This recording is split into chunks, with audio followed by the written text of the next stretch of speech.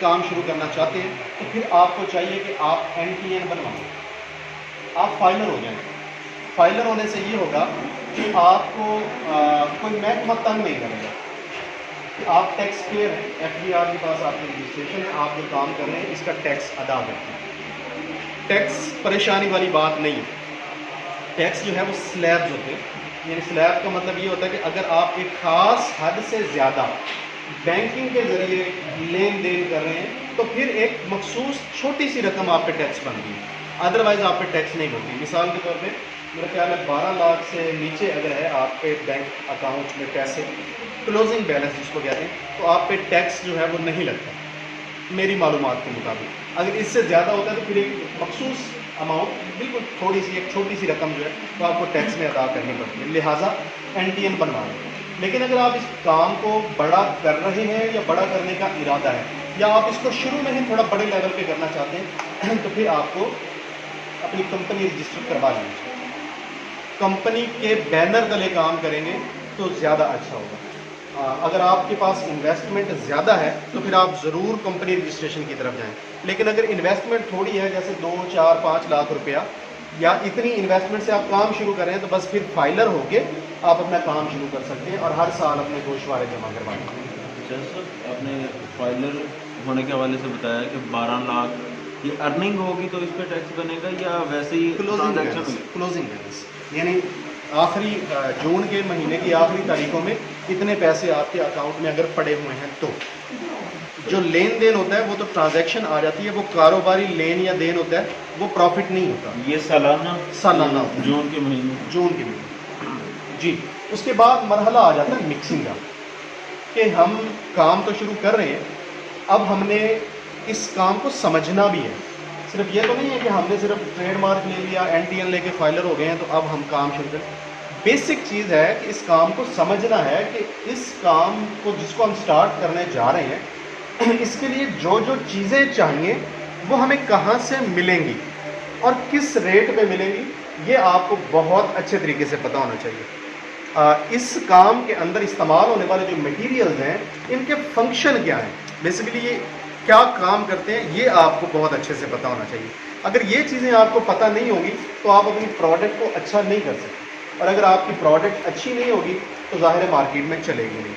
आपको पता होना चाहिए कि जो हमारी प्रोडक्ट के अंदर नकाइस आ रहे, जो खामियां आ रहे हैं, उसको दूर कैसे कर सकते। तो सबसे पहले हमें पता होना चाहिए साबुन बनाने के लिए मटेरियल कौन कौन सा इस्तेमाल होता है, किन शहरों में कहाँ से ये हमें मिलेगा, उसके रेट्स क्या हैं। तो सबसे पहले जो चीज़ इस्तेमाल होती है वो होती है सोप नूडल्स। सोप नूडल्स क्या है? सोप नूडल बेसिकली 3 चीज़ों से मिलके बनता है। Number 1 palm oil, number 2 coconut oil, number 3 कास्टक लई। इन तीनों चीज़ों का रिएक्शन करवा के और उसके बाद इसको मोटी मोटी सवैयाँ बना देते हैं। जैसे जानवरों का बंडा नहीं होता, ऐसी होती हैं soap noodles. Sajid soap noodles ला के दिखाओ। सोप नूडल्स झाग भी बनाती हैं, सोप नूडल्स सफाई भी करती हैं, सोप नूडल्स जो हैं ये जरासीम कुछ भी है, यानी ये जरासीम को भी मारती हैं। इससे नहाना फ़ायदेमंद होता है। ये सोप नूडल अपने आप में एक मुकम्मल साबुन होता है, यानी अगर हम सिर्फ सोप नूडल से साबुन बनाना चाहें तो साबुन बन सकता है, और चीज़ें शामिल करने की ज़रूरत नहीं। लेकिन अपनी साबुन के अंदर कुछ मखसूस किस्म की खसूसियात पैदा करने के लिए हम इन सोप नूडल्स के अंदर कुछ और चीज़ें शामिल कर देते हैं। सोप नूडल्स 2 तरह के होते हैं, 10-90 और 20-80। 10-90 का मतलब ये है कि 10% कोकोनट ऑयल और 90% पाम ऑयल, और 20-80 का मतलब होता है कि 20% कोकोनट ऑयल और 80% पाम ऑयल। जितना कोकोनट ज़्यादा होता है सोप नूडल या साबुन की क्वालिटी उतनी ज़्यादा अच्छी होती है। कुछ लोग ये कहते हैं कि हम 10-90 लेके उसमें कोकोनट शामिल कर देंगे तो हमारा साबुन अच्छा हो जाएगा, तो ये गलत है, क्योंकि साबुन का रिएक्शन हो चुका है। अब वो काबिले अमल और काबिले इस्तेमाल है, जो बाद में डालेंगे उसका तो रिएक्शन ही नहीं हुआ। जब रिएक्शन नहीं होगा तो वो साबुन कारआमद नहीं होगा। ये सोप नूडल्स हैं, इससे साबुन बनता है। अभी आप लोग देखेंगे कि साबुन कैसे बनता है, बल्कि आप खुद बनाएंगे। 5 बंदे मुझे ऐसे चाहिए जो साबुन खुद बनाना चाहें। मशीनें वही चलाएंगे, साबुन वही बनाएंगे। हमारा जो लड़का है, ट्रेनर है साजिद, ये सिर्फ पास खड़ा होकर आपको बताएगा या जहाँ पे आप गलती करें वहाँ पे आपको रोकेगा। ये अभी थोड़ी देर में हमारी इस बातचीत के बाद हम इसको बनाना शुरू कर देंगे। तो 5 बंदे सबसे पहले तो मुझे हाथ खड़ा कर लें, कौन कौन बनाना चाहेंगे। 1 2 3 4, आप दोनों साथ में हैं तो एक बंदा हाथ खड़ा करें, और एक ये 5 दोस्त जो हैं ये बनाएंगे। आप लोग इनको देखेंगे, सवाल करेंगे, जहाँ पे गलती हो रही है उसकी निशानदही करेंगे, और कोई चीज़ अगर समझ में नहीं आ रही होगी तो वो भी पूछेंगे, ठीक है। तो सोप नूडल से बेसिकली साबुन बनता है। 20-80 नूडल महंगा होता है, 10-90 जो नूडल होता है ये सस्ता होता है, लेकिन ज़्यादा फ़र्क नहीं होता, 10 से 15 रुपये किलो का फ़र्क होता है। इस वक्त जो नूडल्स मैंने आपको दिखाई हैं ये मैन्युफैक्चरिंग हो रही है मुल्तान में। ये है 20-80, इसका रेट इस वक्त का 180 रुपये किलो है। ये 145 से शुरू हुआ था और 180 तक आ गया। पाम ऑयल महंगा होने से नूडल्स महंगी हो जाती हैं, पाम ऑयल सस्ता होने से ये सस्ता हो जाती है। इसका रेट मार्केट के अंदर थोड़ा थोड़ा डिफरेंस आता रहता है। एक कंपनी है बहुत अच्छी, निमर के नूडल्स जो हैं वो भी काफ़ी अच्छे होते हैं। अगर आपने प्योर वाइट साबुन बनाना है तो प्योर वाइट कहते हैं, तो फिर वो निमर के नूडल्स से बनेगा। लेकिन अगर आपने कोई भी कलर्ड साबुन बनाना है तो फिर उसके लिए मैं रिकमेंड करता हूँ कि ये नूडल्स ठीक है, क्योंकि ये सस्ते भी हैं और ये अच्छे भी हैं। तो ये इंतखाब आपका अपना होगा कि किस शहर में इसकी अवेलेबिलिटी आसान है, वहीं से आप कर सकते हैं। नूडल्स मुल्तान गला मंडी से मिल जाते हैं, फैसलाबाद सितारा मार्केट से मिल जाते हैं, लाहौर में अकबरी मंडी से मिल जाते हैं, और कराची में जोड़िया बाज़ार और रावलपिंडी में राजा बाज़ार। इन 5 शहरों में नूडल्स जो है ना वो मिल जाते हैं। पिशावर में भी आपको कल ही परसों पता लगा कि एक जगह पिशावर में भी मिलते हैं। तो इन जगहों से आपको सोप नूडल्स आसानी से मिल सकते हैं। सोप नूडल्स के अंदर क्या डाला जाता है, यानी साबुन को मज़ीद बेहतर करने के लिए क्या क्या चीज़ें डाली जाती हैं, ये समझना बहुत ज़रूरी है। अगर आपका साबुन सख्त है, इसको आप थोड़ा सा नरम करना चाहते हैं, तो आप इसके अंदर ग्लिसरीन शामिल कर सकते हैं। ग्लिसरीन के 2 पॉइंट, एक तो साबुन को सख्त नहीं होने देता, नंबर 1। नंबर 2, जब हम ग्लिसरीन वाले साबुन से नहाते हैं तो नहाने के बाद जिस्म पे खुश्की नहीं आती। ये हमारे जिस्म के जो मॉइस्चर होता है उसको कंट्रोल करते हैं। जो जिस्म के बाहर नमी है उसको जिस्म की तरफ खींचते हैं, और जो जिस्म के अंदर नमी है इसको बाहर नहीं आने देते। एक समझे कि तय सी बन जाती है जो हमारी जिल्द की हिफाजत करती है। तो ग्लिसरीन शामिल कर लेना चाहिए। ये कैसे रेशो से जी, रेशो क्या होती है?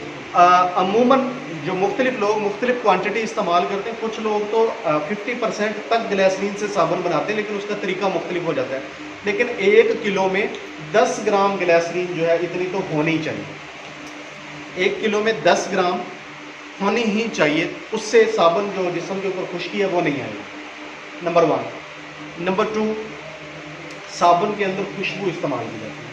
खुशबू इस्तेमाल इसलिए करते हैं कि हम जब साबुन को इस्तेमाल करें तो अच्छी फील आए, यानी साबुन से नहाने को दिल करे। अगर इसमें खुशबू नहीं होगी या नूडल्स की स्मेल रह जाएगी तो साबुन से नहाने को दिल नहीं करता। मिसाल के तौर पे कुछ लोग कपड़े वाले साबुन से भी नहा लेते हैं, लेकिन उसकी स्मेल या बदबू जो है वो अच्छी नहीं लगती, नागवार गुजरती है, बंदा जल्दी जल्दी कोशिश करता है कि इससे बस जिस्म से उतार दे। तो खुशबू अपनी पसंद की, अपनी मर्ज़ी की आप ले सकते हैं। गुलाब की खुशबू है, चमेली की खुशबू है, लौंग की खुशबू है, शहद की खुशबू है, बादाम की खुशबू है। इसी तरह 2 या 3 चीज़ों को मिक्स करके एक नई खुशबू बनाई जा सकती है मार्केट में। और बहुत सारी खुशबू है, जैसे लेमन की, लेमन ग्रास की, लवेंडर की खुशबू है। तो जो आपको अच्छी लगे वो ले सकते हैं। इनके रेट्स भी मुख्तलिफ होते हैं। 800 रुपये से लेके 7,500 रुपये किलो तक की खुशबुएँ मार्केट में अवेलेबल है। सभी लोग अपने हिसाब से खुशबू कम या ज़्यादा डालते हैं, तो जो जिसको पसंद हो और जितनी पसंद हो उतनी खुशबू डाल सकते हैं। लेकिन एक बात याद रखिएगा, खुशबू की मिकदार जितनी ज़्यादा बढ़ाते जाएंगे आपके साबुन की कीमत उतनी ऊपर चली जाएगी। इसको एक लिमिट के अंदर ही रखना है, क्योंकि सबसे महंगी चीज़ खुशबू है। उसके बाद है जी रंग। आप रंग अपनी मर्ज़ी के मुताबिक कोई भी इस्तेमाल कर सकते हैं। Pink, baby pink, orange, red, white, of white, जैसा रंग बनाना चाहें आप बना सकते हैं।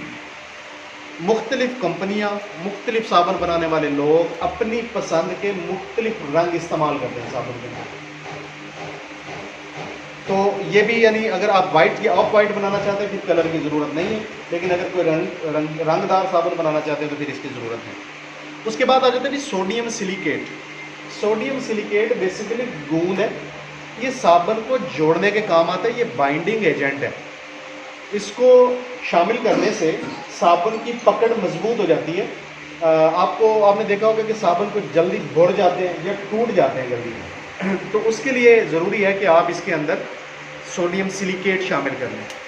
10 ग्राम 1 किलो के अंदर होनी ही चाहिए। कुछ लोग 5 ग्राम तक करते हैं, कुछ 10 ग्राम तक करते हैं। तो सोडियम सिलिकेट जो है ये थोड़ा बहुत ज़रूर हमें शामिल कर लेना चाहिए।